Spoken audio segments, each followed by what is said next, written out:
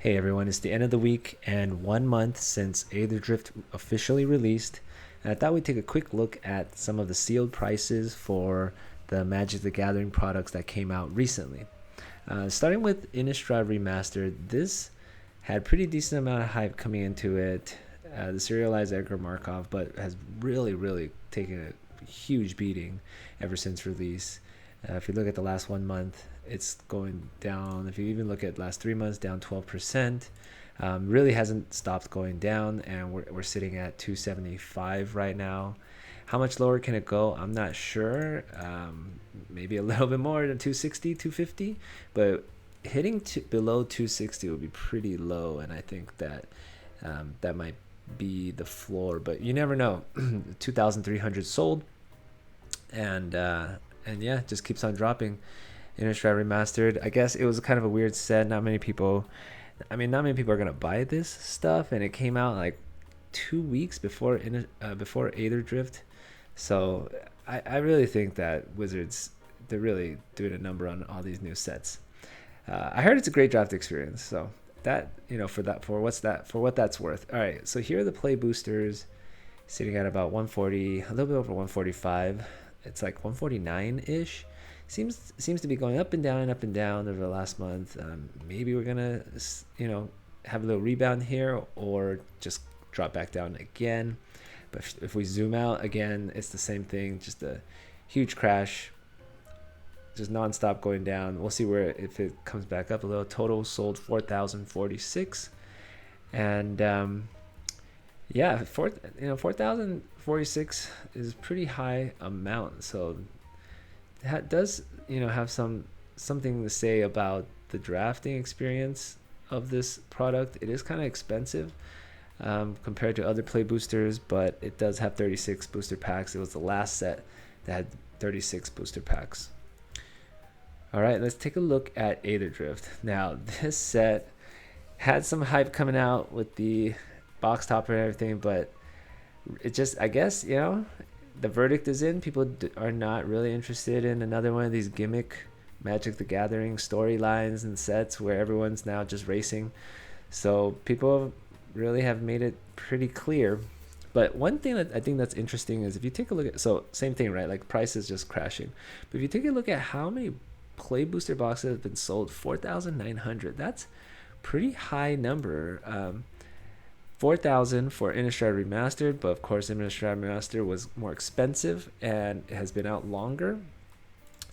But Aetherdrift, they did decrease the number of packs, so it has made the box cheaper, and perhaps that has made an impact because not only do you need more boxes to do the same number of drafts if you're drafting, you just get less booster packs. So theoretically, to sell the same number of packs, more boxes would need to be sold. But anyway, it's gone down. It's at 104. I don't think it has dipped below 100 for a brief moment, but it's around here. It did dip below 100, but we're slowly coming back. We'll see where this goes. I think it's just going to stay around the low 100s for foreseeable future. It is a play booster box. They don't really move much, or they shouldn't, as long as it's being printed. But they still do if the demand is high enough. And we'll take a look at Foundations in a second, and we'll see how that play booster box is doing. All right, this is the Finish Line bundle. I thought this was a pretty good product, but again, just like the rest of Aetherdrift and Innistrad Remastered, basically any of the new Magic products that came out this year in 2025, just been tanking, crashing really hard. 1,065 sold. It's currently going for under $80, and this one comes with a collector booster and a box topper. So we'll just have to see how much lower this can go. I think it does have more room to go down, maybe down to 70 before it bottoms out. And then here's the collector booster Aetherdrift. Also, just look at that. Wow, nonstop, just going down. Almost 1,700 sold, which is quite a bit. But looks like it's still going down. I think this could definitely drop under 200 into the 190s. And yeah, I mean, just people don't like Aetherdrift. It's not that popular of a set. Not many powerful cards. Not really changing anything in the tournament meta. The draft environment's okay, but again, it's just I think Magic is just making too many products too quickly. Tarkir Dragonstorm comes out in like 2.5 weeks or something like that. Like the pre-release is like in 2.5 weeks. So everyone's already moved on from this. So yeah, that's what Aetherdrift. All right, so really quick to compare it to Foundations, which was the set right before Aetherdrift and Innistrad Remastered. This is the standard set. See, this is the play booster box for Foundations, and again, this is a set that's going to be in print for like 5 years, but it has actually gone up, and it's sitting at what is this, like 150? It's 138 plus $11. It's about like 150 for a box. It's 36 packs. It has come down just a little bit, but it is rising, and 4,900 sold. Right? If you compare that to Aetherdrift play boosters, that also has 4,900 sold. So really interesting. What does that say? Right? Because Aetherdrift sold actually more play boxes than Foundations in a much shorter amount of time. Now, maybe because there are only 30, certainly the fact that there are only 30 packs has contributed to that, but I also think they might have printed more, like way more Aetherdrift play booster boxes, and that's why the price is not really budging at all. So we'll just have to see. Like maybe they printed so much, and we'll see how long it takes to really get through all that product before the price does go up a little bit. Now, of course, the Foundation's collector boosters, this thing was a huge hit. Look at this nonstop increase. It's sitting at like 430 almost. I guess you could. These are the Japanese ones. So right here, 423 plus 428, but it just continues to rise. It's only 40 currently in stock, and like 6 of them are Japanese, so it's really only 34 of them in stock on TCG Player. 3,840 sold, which is quite a lot. Compare that to the Aetherdrift collector boosters, 1,600 sold, and Innistrad Remastered collector booster, which is 2,300 sold. Foundations collector boosters doing amazing. People really love that product. Now, this is not a bold statement or anything. I think it's pretty obvious, and a lot of people have said this, but all of these new sets that Magic is hyping up, and that literally just comes out 2 months after the previous one, it kind of eats into and destroys the value of, or the demand for, these previous sets. So everyone's already looking at Final Fantasy, right? Like so much hype.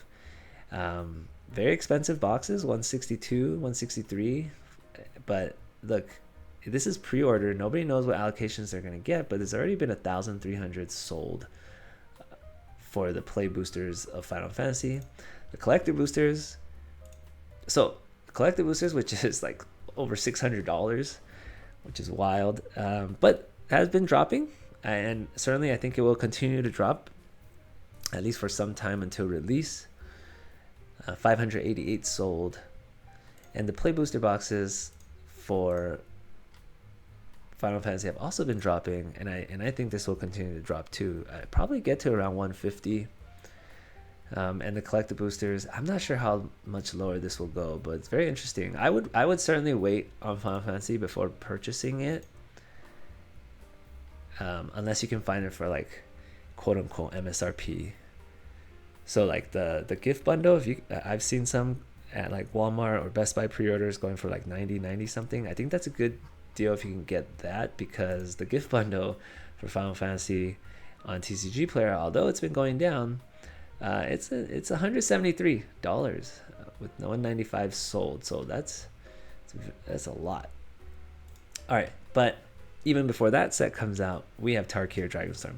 So the shipping date of 4/11, but pre-release is going to be the week before that. So pre-release is going to be 4/4, April 4th, which is in about, is that 2 weeks? It's 3 weeks from now. So 3 weeks is the pre-release for Tarkir Dragonstorm. Prices are going down. Look, this set is a standard set in universe, so the pricing should go to around Aetherdrift, except if the demand is going to be much higher, and so we could be seeing kind of like a foundation scenario where it just slowly creeps up a little bit and then just hovers around that midline. So I'm guessing Tarkir Dragonstorm will probably hover between 110 to 120 for a long time. So if you can grab this around $100 or so, that would be a pretty good price. And finally, Tarkir Dragonstorm, the collector booster, also going down, but this is all pre-order stuff. 883 sold, which is a lot, because this is just pre-order. 883 sold. Aetherdrift, since pre-order up until now, is 1,600. So Tarkir Dragonstorm has already sold half of all the Aetherdrift collector boosters that's been sold.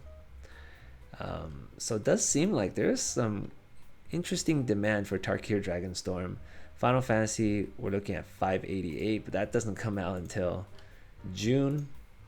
I think Final Fantasy will probably catch up to Tarkir as well, and Final Fantasy is like 3x the price, which is wild for the collector boosters. But look, it's going up a little bit, but or not really, but it's kind of hovering at the low 240s. I think it still has more room to go down, but maybe not too much more. I mean, if you look at Aetherdrift collector boosters, it's staying at about 205. I don't think Tarkir is going to do as badly as Aetherdrift. I certainly think Tarkir Dragonstorm is going to have better demand. So this may be the floor for it, like the very low 200s. We might be meeting the floor for Tarkir Dragonstorm, but you don't know because here's again, same problem, right? It's like Final Fantasy is sucking all of the juice from these sets. People are trying to save money. So the consumers are trying to save up money because you have to pay like 3x the price for Final Fantasy, and you got to fight for it, like Pokemon cards.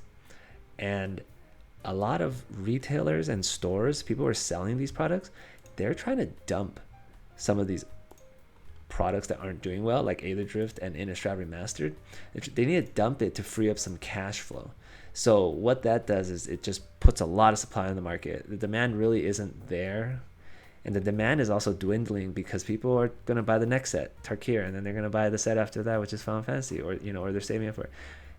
Coupled with the fact that the economy isn't doing that great right now in the United States, and it's also very uncertain where we're going for the economy, all of that, and you just have the perfect storm of these recent sets, especially sets that are not very popular, that don't do well, are just gonna tank. It could be opportunity to buy it if you believe in this, but then do you have the cash flow? Do you have the cash? Because are you going to be buying the better stuff, right? Like the Universes Beyond, are you going to be saving up for that? So, I mean, 2-3 years down the line, we could be looking back and thinking like, wow, Aetherdrift collector boosters are going to be sitting at like 300, 350, and you're like, wow, we should have got some at $200. But can you do it? Do you have the cash? Are you willing to hold for that long? And maybe miss out on some of the other stuff like Final Fantasy.